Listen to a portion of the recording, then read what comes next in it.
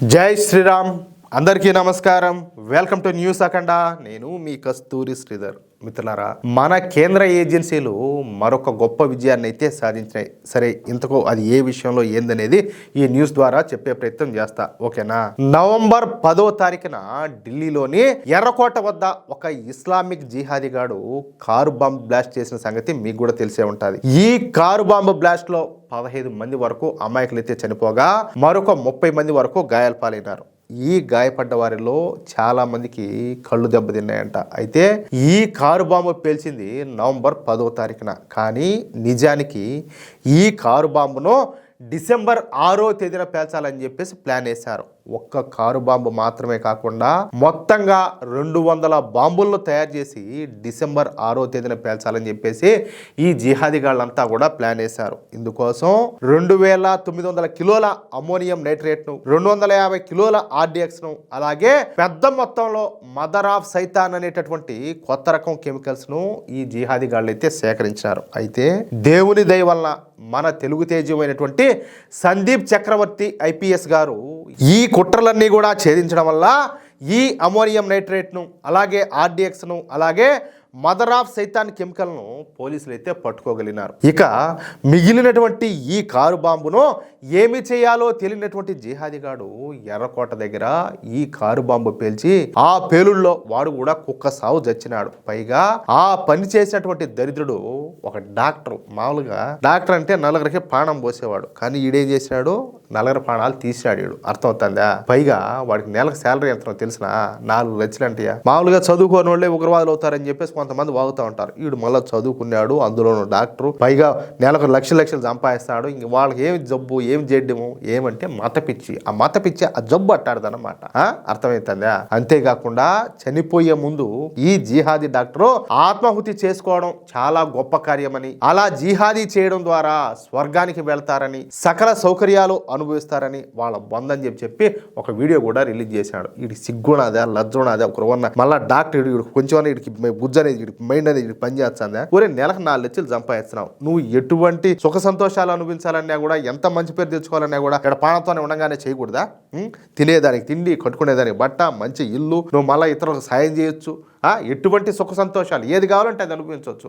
నువ్వు సచ్చినా నువ్వేంద్ర అనుభవించేది తిక్కల మండా కొడకలారా అంటే ఎంబీబీఎస్ చేసినటువంటి ఒక వెధవ ఆత్మాహుతి చేసుకోండి అని చెప్పేసి అందరికీ చెబుతున్నాడంటే వీళ్ళ పెంపకాలు ఏ విధంగా ఉంటాయో మనం అందరం కూడా అర్థం చేసుకోవచ్చు. సరే, ఇక అసలు విషయానికి వస్తే, గతేడాది నవంబర్ 10వ తేదీన ఢిల్లీలోని ఎర్రకోట సమీపంలో జరిగినటువంటి ఈ కారు బాంబు పేలుడు కేసు విచారణలో ఇప్పుడు కొత్తగా కొన్ని దిగ్భ్రాంతికరమైనటువంటి వాస్తవాలన్నీ కూడా వెలుగు చూసినాయి. డాక్టర్లే ఈ వైట్ కాలర్ ఉగ్రవాదుల మాడ్యూల్లో కీలక సూత్రధారులు అని చెప్పేసి తేలిపోయింది. గోస్ట్ సిమ్ కార్డులను వాడి వీళ్ళు పాకిస్తానీ హ్యాండ్లర్స్తో నిరంతరం కూడా సంప్రదింపులు చేసినట్టు దర్యాప్తు అధికారులు అయితే గుర్తించారు. అరెస్ట్ అయినటువంటి ఈ జిహాదీ డాక్టర్లు అయినటువంటి ముజామిల్ గనాయి, అలాగే ఆదిల్ రతార్ సహా ఈ ఉగ్రవాదం మాడ్యూల్లో ఉన్న వాళ్ళంతా కూడా 2-3 మొబైల్ ఫోన్లు అయితే వాడుతూ ఉన్నారంట. ఒక ఫోన్లోనేమో తమ సొంత పేరు మీద ఉన్నటువంటి సిమ్ను వాడుతూ ఉన్నారు. దీన్ని కేవలం వ్యక్తిగత, అలాగే వృత్తిపరమైనటువంటి అవసరాలకు మాత్రమే వాడుతూ ఉన్నారంట.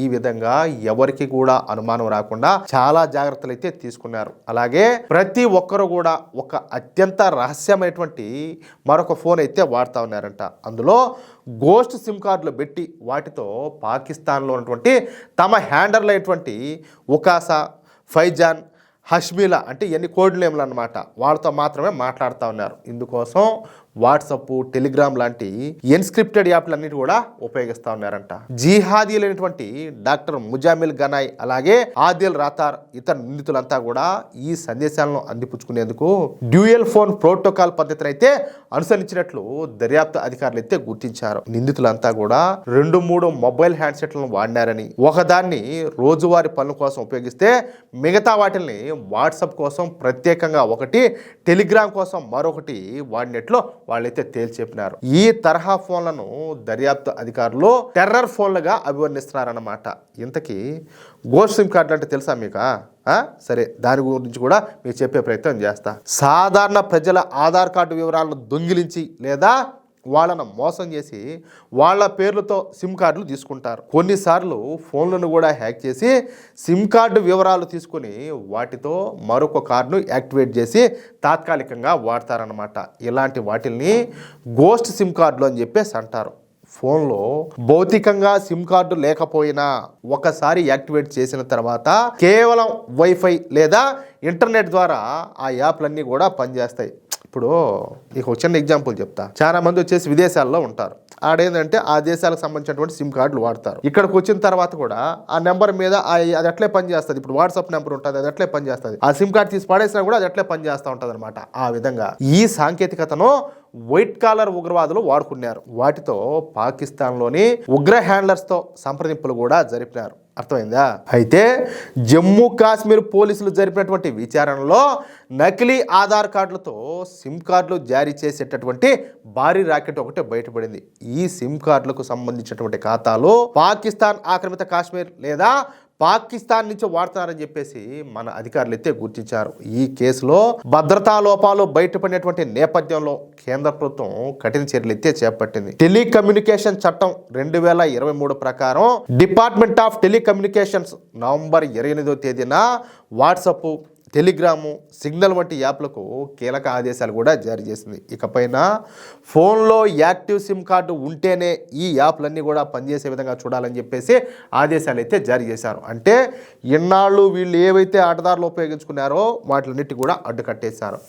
సిమ్ కార్డు తీసేసిన వెంటనే ఆ యాప్లు ఆటోమేటిక్గా లాగౌట్ అయిపోవాలని చెప్పేసి స్పష్టం చేశారనమాట.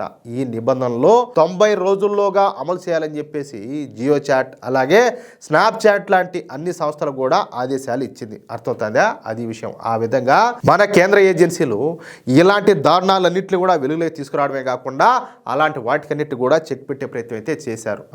చూడండి, మన వాళ్ళు ఇప్పుడు చాలామందికి ఏంటంటే వాళ్ళ బతుకుతా వాళ్ళ స్వార్థం వాళ్ళ కుటుంబం దీంతోనే సరిపోతుంది. కానీ మన దేశాన్ని కంటికి రెప్పలాగా కాపాడుకునేందుకు మనకు తెలియనటువంటి శక్తులు మన వెనక ఎన్నో పనిచేస్తాయి. మనం నిజంగా ఏమి చేసినా కూడా వాళ్ళ రుణం అయితే మనం తీర్చుకోలేం. అది మాత్రం వాస్తవం. మిత్రులారా, ఈ న్యూస్ కనుక మీకు నచ్చినట్లయితే ఖచ్చితంగా ఈ న్యూస్ నలుగురికి షేర్ చేయండి. అలాగే ప్రతి ఒక్కరూ కూడా మీ యొక్క అమూల్యమైనటువంటి అభిప్రాయాలను తప్పనిసరిగా కామెంట్ రూపంలో తెలియజేయండి. ఇంకో విషయం ఏంటంటే, ఇంతవరకు మీరు గనుక మన ఛానల్ను సబ్స్క్రైబ్ చేసుకున్నట్లయితే ప్రతి ఒక్కరు కూడా మన ఛానల్ను సబ్స్క్రైబ్ చేసుకోండి, సపోర్ట్ చేయండి ప్లీజ్. జై శ్రీరామ్, జై హింద్.